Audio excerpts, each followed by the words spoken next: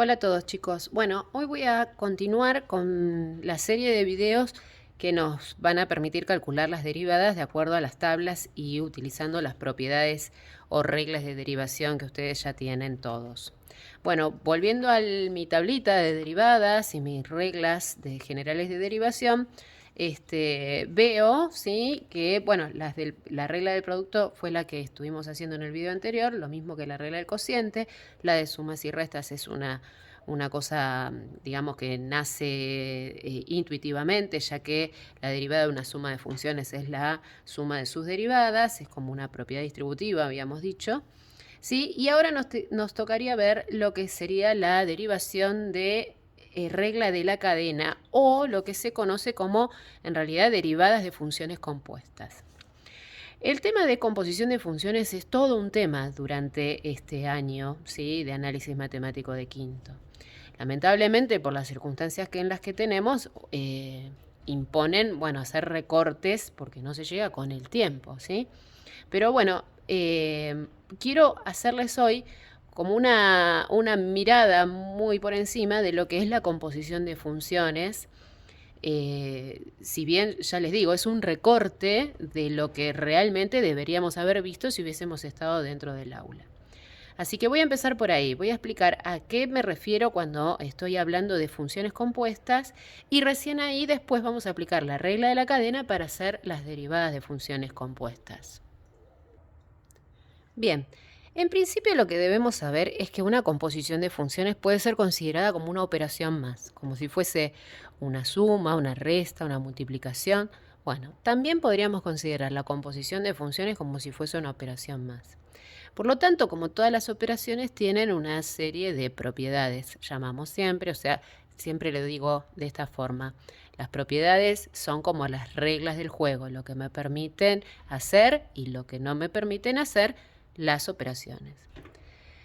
En la composición de funciones, entonces, hay propiedades que se deben cumplir. No voy a meterme ahí, o sea, no voy a profundizar en eso, pero sí quiero decir qué es una composición de funciones.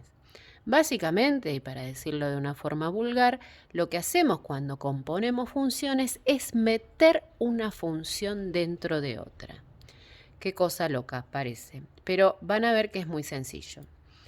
Supongamos que tenemos dos funciones, f de x, que es igual al coseno de x, y g de x, que es igual a e a la x. Son dos funciones. Ambas tienen un dominio que son todos los reales, nótenlo, ¿sí? El coseno era la función trigonométrica, así que su dominio son todos los reales, y a la x también tiene un dominio que son todos los reales. Estas funciones cumplen las condiciones para hacer una composición. ¿Cómo sería la composición? Bueno, noten esto. Esta es la notación, la forma en la que vamos a escribir una composición de funciones. F cerito le decimos, es un redondelito, es un redondel vacío, ¿sí? F cerito g de x. ¿Qué significa esto? Que tengo una composición y se lee f compuesta en g, ¿de quién? De la variable x. F compuesta en g de la variable x. De esta manera, la composición se transforma en una nueva función, ¿sí? Una vez yo tengo la función f, la función g.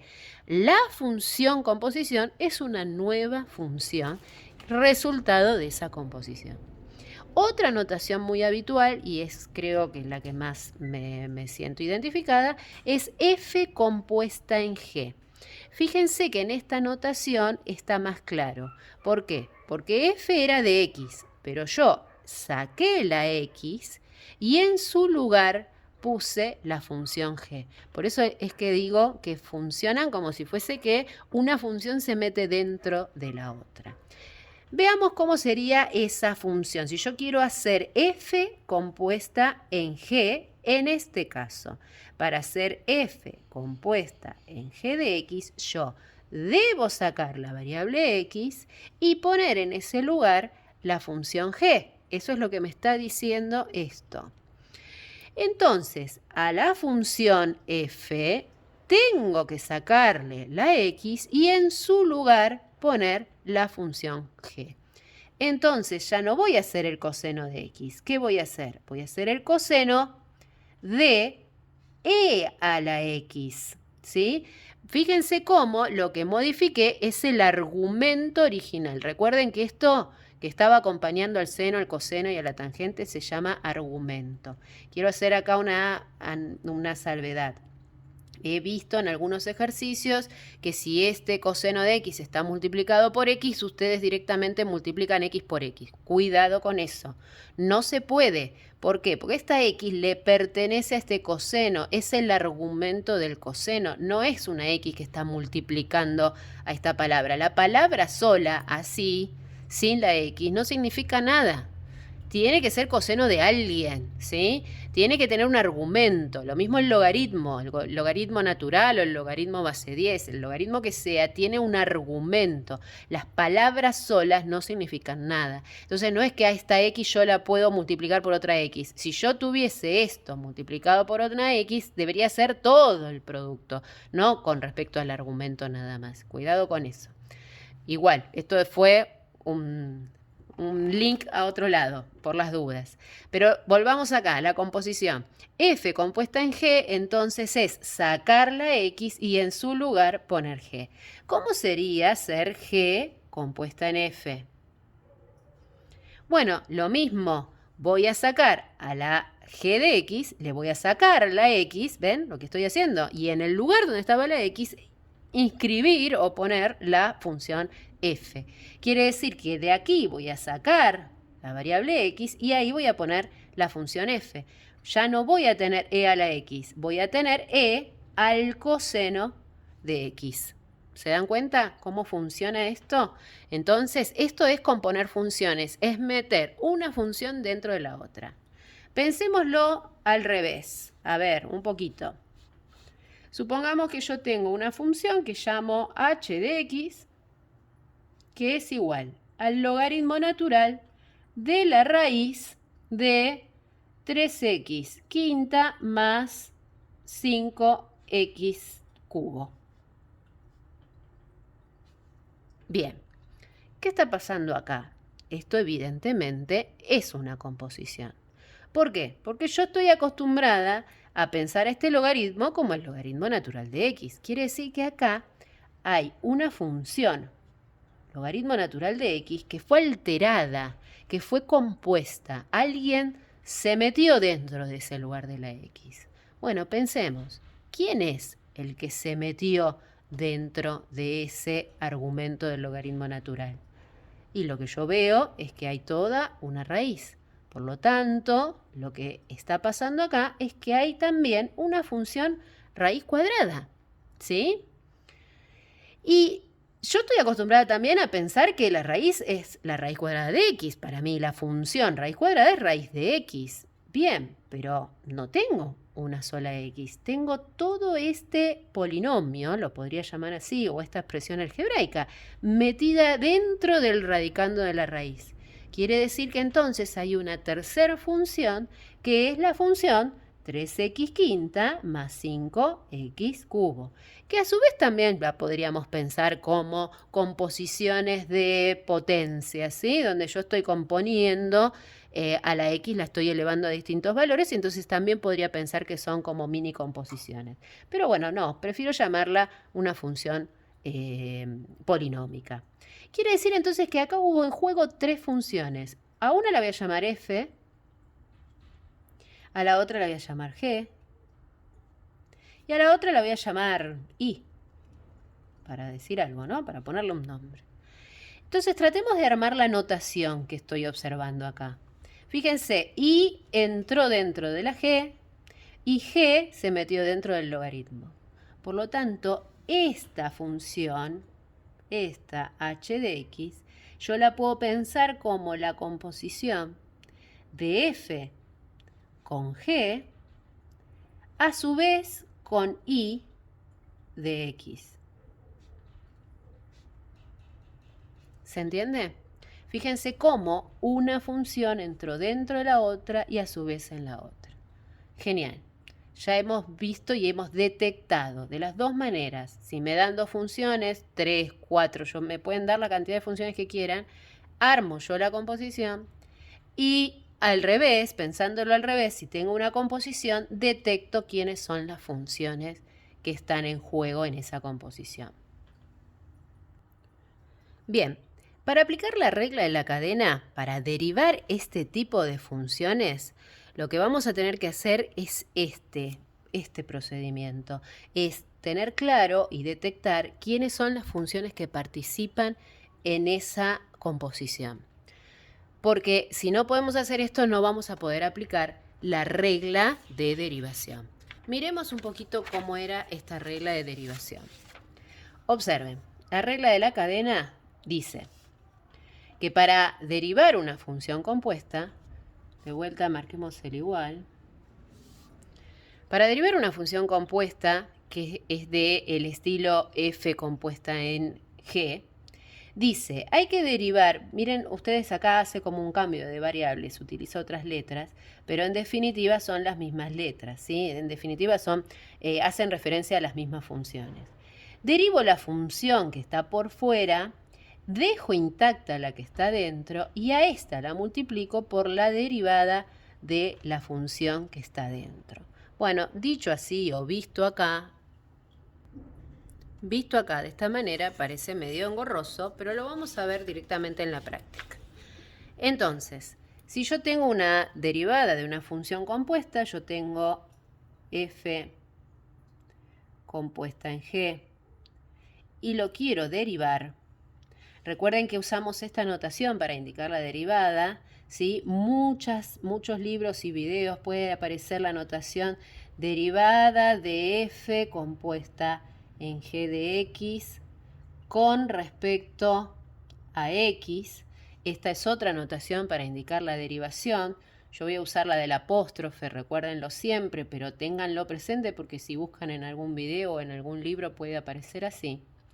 Entonces, cuando tengo que hacer esta derivada, lo que me dicen los libros y los videos y las reglas y las tablas es que yo voy a derivar la función que está por fuera, ¿sí? Y voy a dejar dentro de ella la misma g intacta, sin tocar. Pero a esto lo tengo que multiplicar por la derivada de la función g. Esta es la regla de cadena. Fíjense por qué se le llama de cadena, ¿no?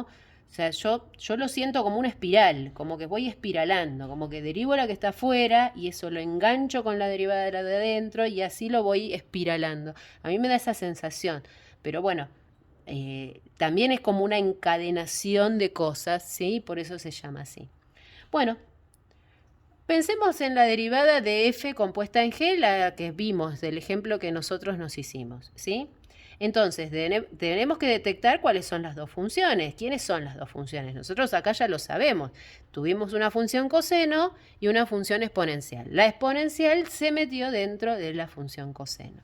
Lo que me dice la regla es que derive primero la que está por fuera. O sea, primero voy a derivar la función coseno, ¿sí? Entonces, todos sabemos por regla, por la tabla, ¿sí? Recordemos acá, a ver, busquemos la derivada de la función coseno, si era menos seno de x. Listo, entonces si yo derivo coseno, lo que voy a escribir, esta derivada entonces va a ser para mí menos el seno, pero no va a ser de x ahora, porque lo que me dice acá es que yo deje intacto la función que se metió, que está en la composición. Entonces, si yo tenía coseno de e a la x, ahora tengo menos seno de e a la x. Bien, genial. Pero ahí no terminé, porque ahí estoy hasta acá. Por ahora, la derivada de la función que está dentro. Bueno, listo, pero volvamos a nuestra tabla. ¿Cuál era la derivada de e a la x? Y esta era la linda, la que nos íbamos a acordar siempre. ¿Por qué? Porque es ella misma. La derivada de a la x es e a la x por e a la x. Y ahí terminé. ¿Ven? Porque ya hice la derivada de la de afuera y ya hice la derivada de la de adentro. ¿Sí? Ahí terminó. Eso es f compuesta en g derivada.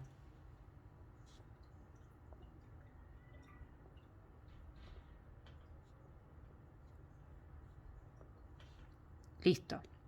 Hagamos ahora g compuesta en f. O sea, vamos a hacer la derivada de g compuesta en f. Ahora, ¿cuál es la función que está por fuera? Es e a la x. Bien, para hacer entonces g compuesta en f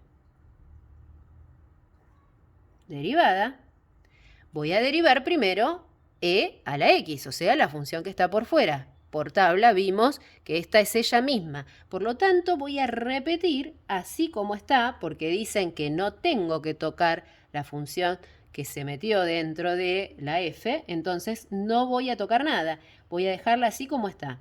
E elevado al coseno de x. Pero me dice, por la derivada de la función que se metió adentro. ¿Quién es la función que se metió en el lugar de la x? El coseno. Entonces, por la derivada de coseno, que como vimos en la tabla, es menos seno. Es menos seno, no lo voy a escribir acá el menos, lo dejo acá afuera, ¿lo ven? Menos el seno de x. ¿Se entiende?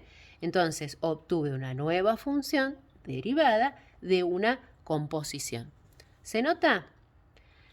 Vamos a duplicar o triplicar nuestra apuesta y vamos a hacer la derivada de esta, que es una composición de 3 funciones. ¿Sí? Entonces, hagamos h' de x, o sea, la derivada de la función h, que ya sabemos que es una composición de funciones. Y ya vimos también cuáles son las funciones que fueron encastrándose una dentro de la otra.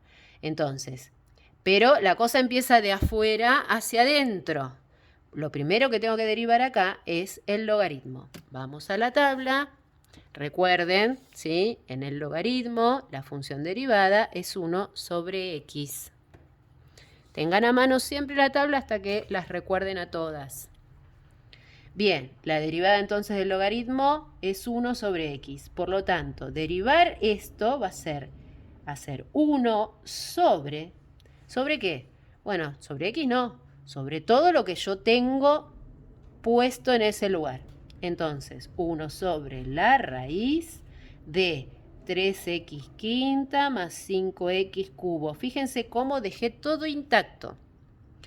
Ahí acabo de derivar el logaritmo. Falta ahora derivar la raíz. Vayamos a la tabla. ¿Cómo era la derivada de la raíz? Recuerden que la derivada de la raíz la hice el otro día en el video, ¿sí? Porque la pensamos de 2 maneras distintas.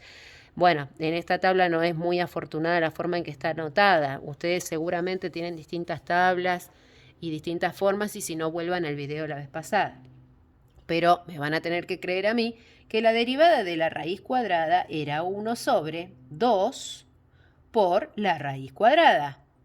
Pero en este caso, mi raíz no es cuadrada. Mi raíz es cuadrada, pero no es de x. Es de toda esta cosa que se había metido dentro de ella. Entonces estoy obligada a dejar todo intacto. No toco nada.